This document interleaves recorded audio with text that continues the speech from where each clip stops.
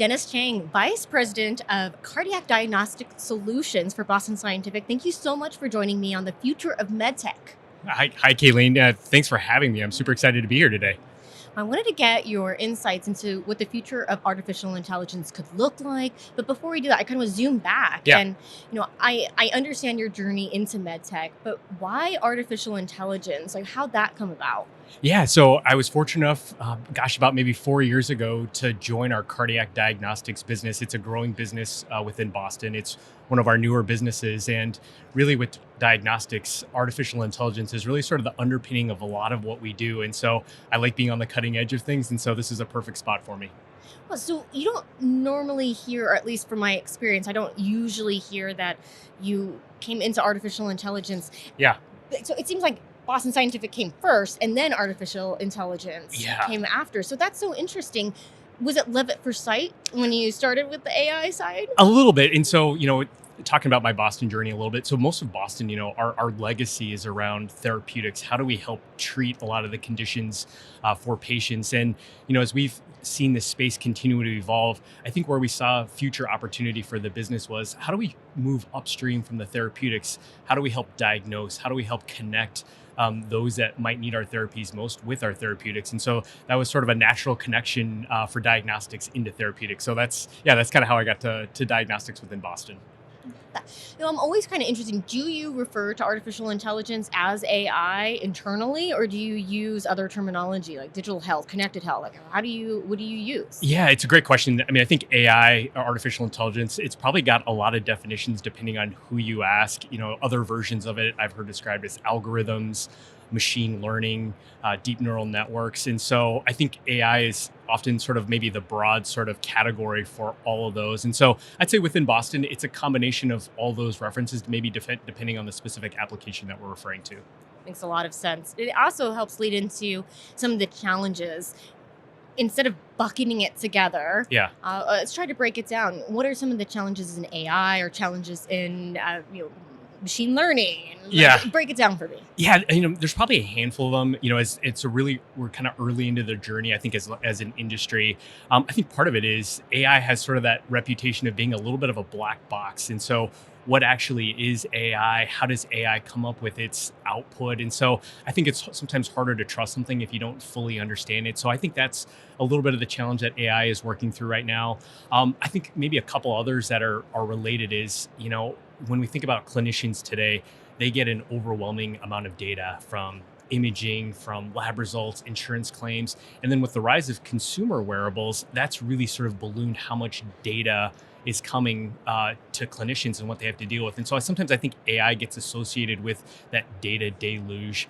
And I think it's a real challenge that as an industry we need to work with. The other piece that I do think that creates some of the challenge in the space is when we think about clinicians, they are often working across multiple manufacturers that are medical grade, but also consumer grade. And so there's that workflow challenge where, how many clicks does it take to get to the answer they're looking for? And if you're navigating 3, 4, a dozen systems, that can be a challenge. And so I think that's still another really big opportunity for the industry to help make it easier for clinicians. It makes a lot of sense. So we're talking about the challenges. I mean, everything challenge has an opportunity For around sure. it. So Yes. we're talking about the data input. The maybe opportunity around that is finding a more standardized way to do the input, or to have a human eye or a clinician to look at the data before it goes in. I mean, what are some of the opportunities around these challenges? Yeah, so I think we talked a little around AI, not understanding how it's generated. So I think there's certainly opportunity for us to validate the output out of AI so that people have confidence in it. I think we really view AI as being augmentative to the clinician. How can they be? How can AI be a trusted co-pilot?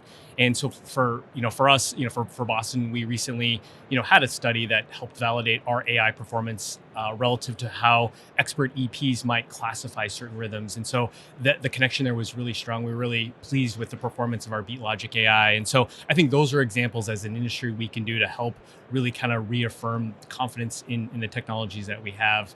And then I think as AI gets better, because it's, we're generating a lot of data, a lot of noise in the system. I think where the rubber will meet the road is, can we help actually deliver actionable, meaningful insight, cut the noise out? I think we hear that really regularly. Like, there's too much data, I don't have time to go through it. And if we could really help segment and prioritize where clinicians should focus, I think that's where it'll be the most impactful.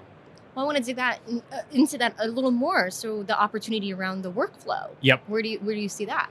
Yeah, it's a great question. I think for us, workflow, I think really it probably digs into like understanding what our clinicians actually have to go through their day in and day out, understanding which systems they're navigating, and again, are we making it more complicated than it needs to be? I think understanding all the other systems they have to navigate through. And so I think there's at some point going to be an opportunity for a more collaborative, almost data ecosystem where it, again, puts the user maybe at the center of it. I know that might sound a little bit contradictory because every manufacturer probably has its own version of that. But I do think that's going to come to some opportunity for us in the whole space of how do we actually streamline it for the clinician.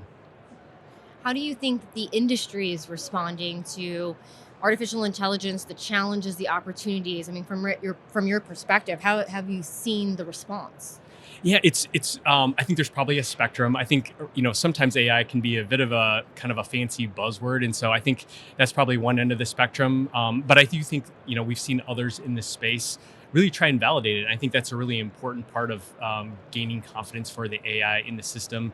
I do think there are others in the space that are also looking at, hey, how do we actually synthesize and consolidate all the different data streams that are coming into the marketplace? And so I do think there are different spots within the whole AI ecosystem where we're seeing opportunity for maybe multiple different players. And I think there are some where they're trying to take a more agnostic approach too, to help, again, kind of synthesize all the information together. There's a good number of almost third-party data aggregators that are trying to fit some of that role there as well.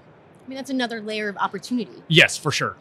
Yeah, for sure. So let's talk about the future of Yeah. artificial intelligence. And when we talk about the rapid rate of adoption Yeah. and artificial intelligence, what we can do with it, I mean, the future's yesterday. So let's take it maybe a year at a time. Yeah. From your perspective, what could we expect a year from now when it comes to that general term AI? Yeah. So, our AI is underpinned by often the data that it's built on top of. And so the stronger the database, the better the AI is. So in other words, if we've got, a too narrow of a model, it won't be as applicable to a broader population. So I think as we continue to get data, that'll continue to make our data set stronger, which is what the AI is trained on. So I think we'll continue to see incremental improvements for the accuracy of our AI. I think as we get better at our AI, inherently the workflow will get better because we're creating less noise, and so we'll continue to have higher and higher quality outputs for the physician, fewer false positives or false negatives, and so I think that will have a demonstrable impact for our clinicians as well. So I think that's in the relative short term. I think we'll continue to see incremental enhancements. I want to expand on that. So when you're talking about the clinician and the workflow, like maybe relief or at least shifting of what Yeah. the energy and effort that goes into certain workflow, do you see clinicians perhaps a year from now being able to spend more time with the patient? That's absolutely the goal. I think where AI can really serve an important purpose is taking a lot of the repetitive tasks out of the hands of the clinicians. Less time on report generation, to your point, more time on actually patient care. And so if we can do our job with AI, we're delivering what they need to know when they need to know it. And so that will allow them, again, to have more time to focus on the patient. So that's I think what we're all striving for. I think we're seeing a little bit of that now. So I feel like a year from now, we're going to be really happy to see the shift. Yep. What about 5 years from now? Yeah, so it's fun to think about the future for sure. So I think one area that gets me excited about being in this diagnostic space is I think diagnostics today, it's still largely somewhat reactive or retrospective in nature. And so a patient is going to have symptoms, a physician will prescribe a diagnostic, and we're really validating what's already happened. But as our data sets get stronger, as our technology continues to get better, I think we have an opportunity to, kind of move into that realm of how do we predict and prevent something that could happen down the road. And I think that has a really powerful opportunity to really change how healthcare is managed. And so, from that perspective, I'm really excited about the future, and I think we have a lot to look forward to. I'm really going to challenge you now. take a decade, 2 decades, half a lifetime, a lifetime. Sure. What is your most hopeful expectation for what the future could be when it comes to AI? Yeah, it's kind of fun, but also sort of daunting to contemplate it that way. I think there's a couple big opportunities. I think there's certainly an opportunity for medicine to become more personalized. Right now when I talk about, we talk about AI, it's off of pretty broad, population, and I think as again the data gets stronger, as we're able to connect both some of the attributes from a diagnostic perspective to understanding more of the outcomes, I think we can really tailor a lot of these preventative measures specifically to the individuals, and I think that will be really important. And I also think the hardware technology will continue to evolve. Right now, a lot of our solutions are kind of point solutions. So, hey, you've got a patch that you're wearing for one specific symptom that we think you have. I think over time, more of the platforms will be more integrated, and so we might be able to have a system that looks at multiple parts of the body that work together in combination. And I think that, again, has the opportunity to really transform how healthcare is delivered. It's how do they say that you can't see the forest for the tree or the tree for the Right. forest? Zooming back, Yeah, you have a much bigger picture, which seems like you can have a bigger impact. for sure. For sure. Well, Dennis, thank you so much for sharing your insights on the future of medtech and talking about the future of artificial intelligence. I'm so sad our time is over, but really, this is so much fun. Kayleen, thanks so much for having me. I really enjoyed it.